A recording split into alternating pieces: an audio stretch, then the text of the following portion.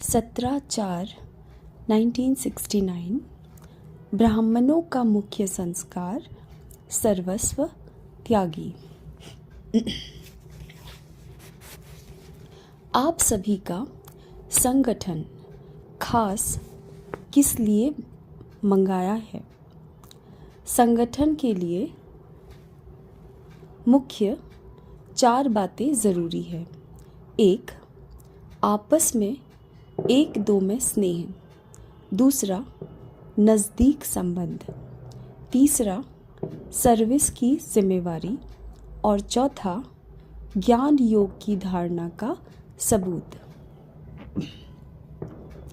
इन चारों बातों में तैयार हो। एक दो में स्नेही कैसे बनना होता है? स्नेही बनने का साधन कौन सा है? यह जो एक दो से दूर हो जाते हैं उसका कारण यह है क्योंकि एक दो के संस्कार, एक दो के संकल्प नहीं मिलते हैं। सभी के संकल्प संस्कार एक हो कैसे सकते हैं?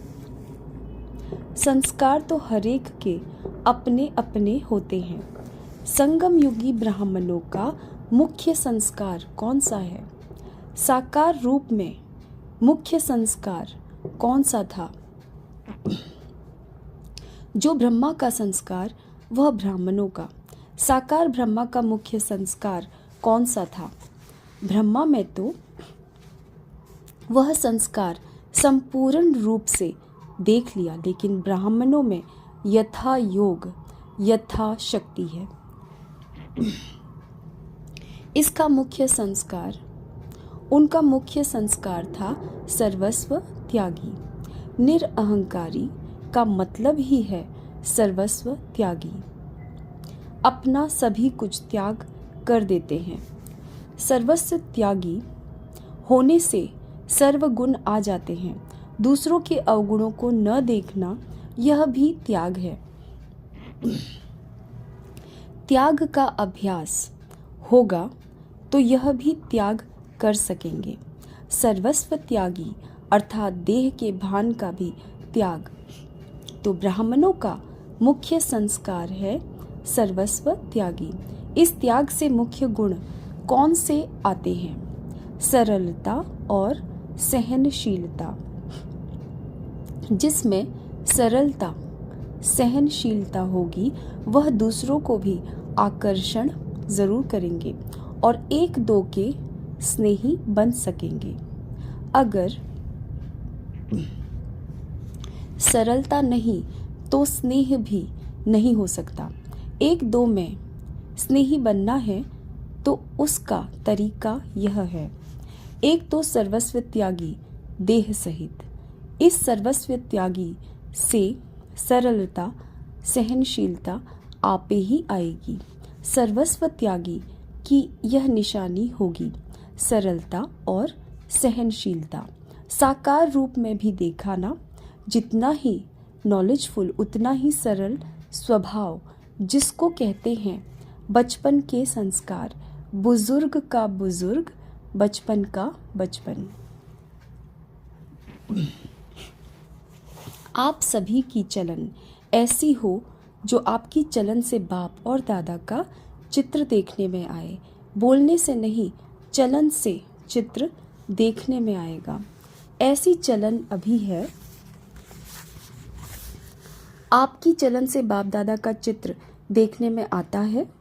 देखने में तो आता है, लेकिन कभी कभी जब उस स्थिति में रहकर सर्विस करते हो तब आपकी वाणी से, सूरत से समझते हैं कि इन्हों को ज्ञान देने वाला बहुत ऊंचा है। कहते हैं ना, आपकी चलन से बाप दादा के चित्र देखते हैं। लेकिन कभी कभी आप भी कैमरा हो, आपके कैमरे में बाप दादा के चित्र छपे हुए हैं। वह कभी कभी दिखाते हो, क्यों? सदैव वही चित्र चलन से क्यों नहीं दिखाते हो? पुरुषार्थ है।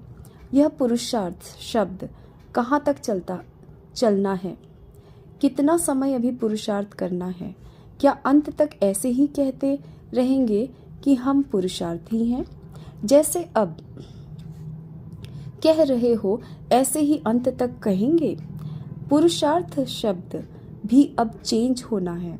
भले पुरुषार्थी तो अंत तक रहेंगे, लेकिन वह पुरुषार्थ ऐसा नहीं होगा जैसे अभी कहते हो। पुरुषार्थ का अर्थ ही है जो एक बार गलती हो वही फिर दूसरे बारी न हो, ऐसा पुरुषार्थ है। पुरुषार्थ का जो अर्थ है उसमें प्रैक्टिकल में आना है। एक ही भूल बार बार हो तो उसको पुरुषार्थ कैसे कहेंगे? पुरुषार्थ का लक्ष्य तो होना चाहिए, बाकी इस तरह का पुरुषार्थ शब्द भी निकल जाना चाहिए। एक दो के स्नेही कैसे बन सकेंगे?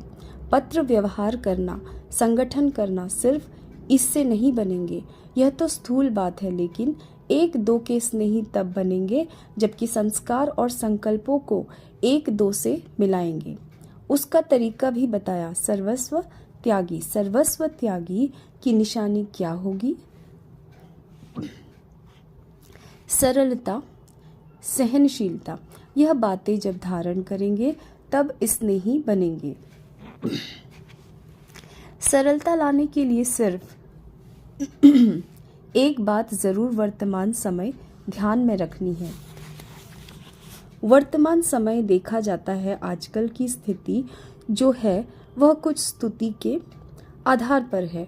स्तुति और निंदा दो शब्द है ना, तो वर्तमान समय स्तुति के आधार पर स्थिति है, अर्थात जो कर्म करते हैं उनके फल की इच्छा व लोभ रहता है। कर्तव्य के फल की इच्छा ज्यादा रखते हो। स्तुति नहीं मिलती है तो स्थिति भी नहीं रहती। स्तुति होती है तो स्थिति भी रहती है। अगर निंदा होती है तो निधन के बन जाते हैं, अपनी स्टेज को छोड़ देते हैं और धनी को भी भूल जाते हैं। तो यह कभी नहीं सोचना कि हमारी स्तुति हो।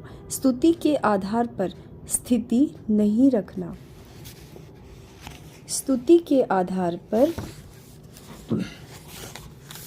स्थिति रखी तो डगमग होते रहेंगे। जो अनन्य हैं उन्हों का प्रभाव दिन प्रतिदिन आपे ही निकलेगा, लेकिन प्रभाव में खुद ही प्रभावित नहीं होना है। यहाँ ही फल को स्वीकार कर लिया तो भविष्य फल को खत्म कर लेंगे। जितना गुप्त पुरुषार्थ उतना गुप्त मददगार, उतना ही गुप्त पद बन जाता है।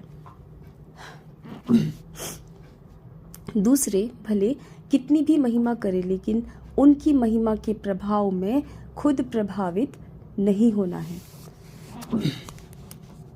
कोई भी कार्य करना है तो संगम पर ठहर कर जजमेंट करनी है, क्योंकि आप सभी संगम युगी कहलाते हो। इसलिए जो भी बात होती है, हर बात के दो तरफ तो होते हैं। दोनों तरफ से संगम पर ठहर जजमेंट करनी है।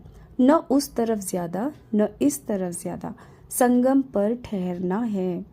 तुम संगम युगी ब्राह्मण का जो भी कर्तव्य चलता है वह संगम पर नहीं ठहरता है, इस तरफ या उस तरफ चला जाता है। जैसे आप लोग गृहस्थ व्यवहार में रहते हो और सर्विस में भी मददगार हो, तो दोनों तरफ संभालने के लिए बीच में ठहरना पड़ेगा।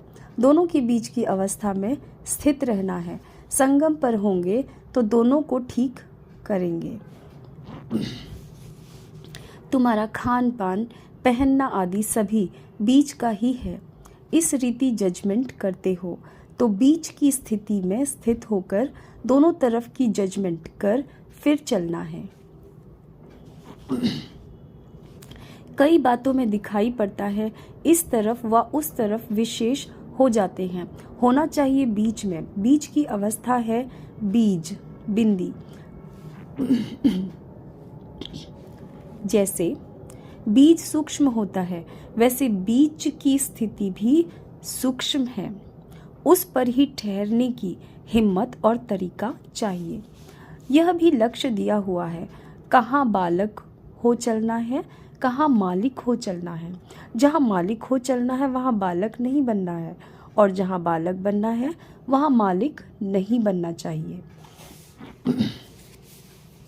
यह भी बहुतों से मिसअंडरस्टैंडिंग, गलत फहमी हो जाती है।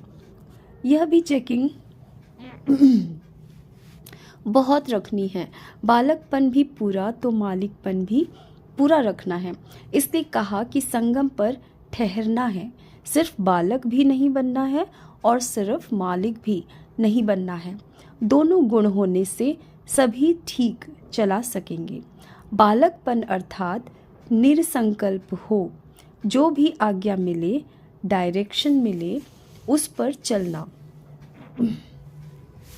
मालिकपन अर्थात अपनी राय देना। किस स्थान पर मालिक बनना है, वह स्थान और बात देखनी है। सभी जगह मालिक नहीं बनना है।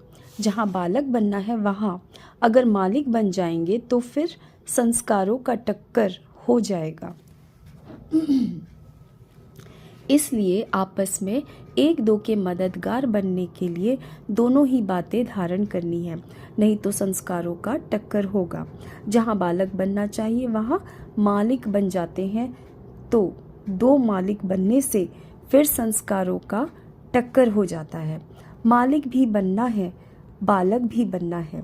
राय दी मालिक बने, फिर जब फाइनल होता है तो बालक बन जाना चाहिए। किस समय बालक किस समय मालिक बनना है, यह भी बुद्धि की जजमेंट चाहिए। किस समय कौन सा स्वरूप धारण करना है, वह भी विचार करना है। बहुरूपी बनना है ना, सदैव एक रूप नहीं, जैसा समय वैसा रूप। उल्टे रूप से बहुरूपी नहीं बनना है, सुलटे रूप से बनना है। अच्छा।